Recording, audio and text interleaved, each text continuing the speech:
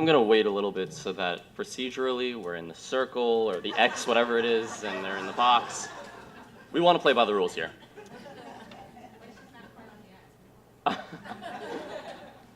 So I want to make sure that I make a few things clear before I start. My table was discriminated against. Just because I have the last name that starts with Z and U, I go last for everything. What is the deal with that? I was the saddest kindergartner on earth because I was always put in the back of the line. My goodness, you could ask my mom. I would come home with tears. I would never lead the line. I know, we have to fix that. We have to fix it. And also, I'd just like to mention that it means the world to be here in front of all of you special people, and I'm so grateful that I was selected for this opportunity because the people beside me are just the best people in the world. They mean everything to me, and they've helped me grow into who I am today. So thank you for everybody who helped me get to this moment right now. And thank you. And by the way, Jacob, Harvard's that place where kids who don't get into Yale go to, by the way. So I'm just saying. Maybe there is an advantage to going last. He can't say anything back. Okay. Okay. I'm sorry. I'll stop that now. Sorry. Mom, I'm sorry. This is on video now. Sorry. Okay. So, Miss Dalder, starting off in Meadow Elementary School, clearly the best elementary school. You and I have shared great times together, and it was during 4th grade that I developed a love for history. I recall doing a project in which I had to write as if I were a colonial settler, and Miss Dalder, you loved my project. You kept it for many, many years. In fact, on the way to a tennis match, she's my tennis coach, by the way, she gave it to me, and this is, I think, 8 years later. It was perfectly intact. I mean, I was running to my house, and I hung it up right on the fridge for everybody to see. My siblings came home, and they were jealous. Oh, my God, what's that on the fridge? It was awesome.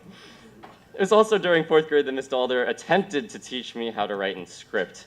For those of you who know me, and the many teachers and friends who know me here, my handwriting is absolutely illegible. In fact, throughout my career as a student, my handwriting has been my biggest flaw.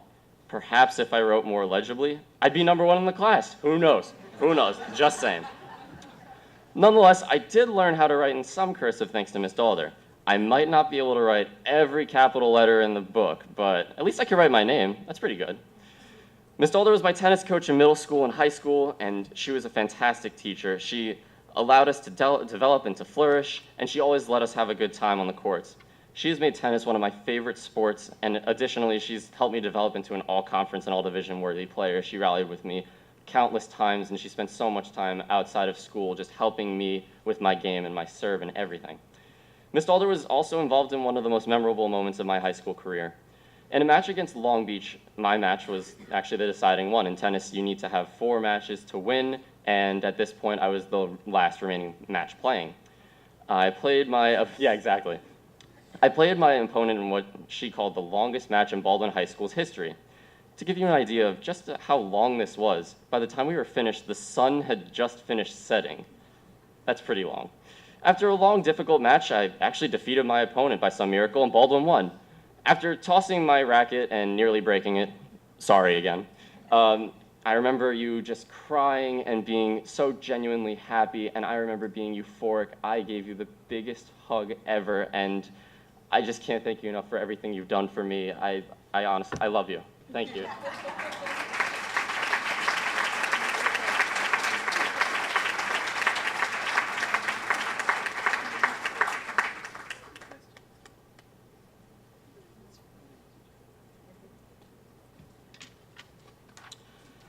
And then we went on to middle school. Miss Bacca teaches by making Spanish relatable to those of us who did not grow up with it in the house. Many of us remember, as we were discussing before with other kids, how awkward middle school was. However, Miss Bacca was able to manipulate these awkward times and weird situations and make them into very funny ones. She had a unique talent of getting through to kids who did not love Spanish. I found Spanish in 7th grade, the year before I had her, to be such a disaster that I wanted to give it up completely. I thought that I would always view speaking, reading, listening to, and writing in Spanish as a burden. Ms. Bacca, however, gave me a love and a true passion for language that transcended the boundary of just Spanish. It grew into English as well. Ms. Bacca explained to us how conjugating verbs worked. She taught us the grammatical implications of using certain words. But most importantly, she made it fun. I can directly attribute my fascination for language and grammar to you, Ms. Bacca. By learning more about your students and their interests, you allowed us to express ourselves by talking in Spanish about the things that we like to do. Few teachers, in my experience, have given their kids an opportunity to do this. I recall making a Jeremy Lin PowerPoint. Do you remember that guy, Jeremy Lin? He went to that awful school that Jacob's going to. He was also a New York Knicks point guard, so that's cool. So I made a Jeremy Lin PowerPoint for your class, and I was describing all of his outfits in front of the class. This was when Linsanity was still popular, and even though my presentation had many flaws, in fact, it was horrible, you helped me correct my just a few mistakes, and you helped me to learn you learned about another thing that I enjoyed. Gracias por su dedicación a sus estudiantes. Usted es único y estoy agradecido por toda su guía y ayuda.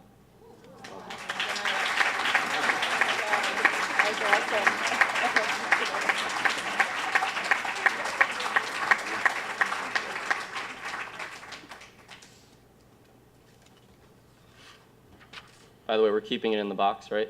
Yeah. We're good. Excellent. Okay. Bye, Mr. B. First of all, Mr. Dunn, I'd like to thank you for being the only teacher in the high school to have never called me Eric. Good for you. Mr. Dunn is the most passionate teacher that I know of in the high school. His knowledge about all things regarding music is extraordinarily impressive. He has developed Baldwin's band program into something amazing. He contacts big-time composers and asks them to write music for our band to play. He tries to get money for new instruments and mallets, and he, above all, does everything in the best interest of his students. As a freshman going into high school, I did not expect to be friends with so many upperclassmen. In band, Mr. Dunn would compliment me for doing the tiny things right, or even getting like trivia questions right, and as a result of that, many upperclassmen wanted to get to know more about me. I became friends with a great deal of them, and as a result of that, my transition from middle school into high school went very, very smoothly. I thank you for that, Mr. Dunn. Furthermore, Mr. Dunn augmented my love for music. He teaches music in such a way that a freshman could understand it. However, it's described in a way that a senior would still learn something meaningful from it. For example, while talking about practicing, the dreaded practicing, Mr. Dunn related to us in a way that stuck with me. By the way, when I quote him, he was using our slang. He said, quote, "The day that you realize that you are trash is the best day of your life. This is the day where you decide that you want to get better at your instrument, that you want to practice." So if I wake up every day and I realize that I'm trash every day should be a pretty awesome day, right? You kidding? No, it shouldn't.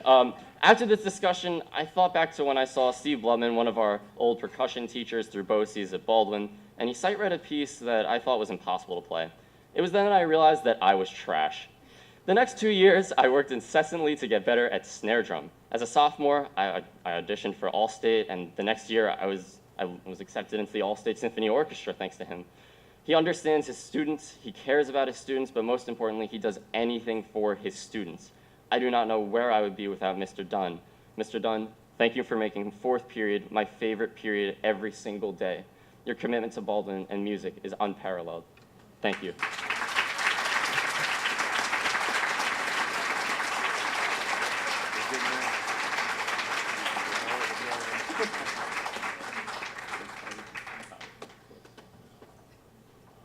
I think you guys could go home now.